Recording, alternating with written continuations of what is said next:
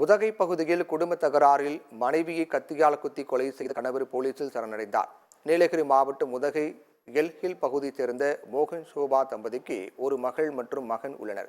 மகள் உதகையில் உள்ள தனியார் கல்லூரியிலும் மகன் அந்த பகுதியில் உள்ள பள்ளியிலும் படித்து வருகின்றனர். குடும்ப தகராறு காரணமாக தம்பதிக்கு இடையே கடந்த 5 ஆண்டுகளுக்கு முன்பு பிரச்சனை ஏற்பட்டதாக கூறப்படுகிறது.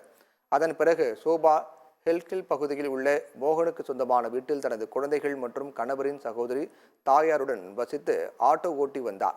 மோகன் முத்தோயர் பகுதியில் தனியாக வசித்து வந்தார்.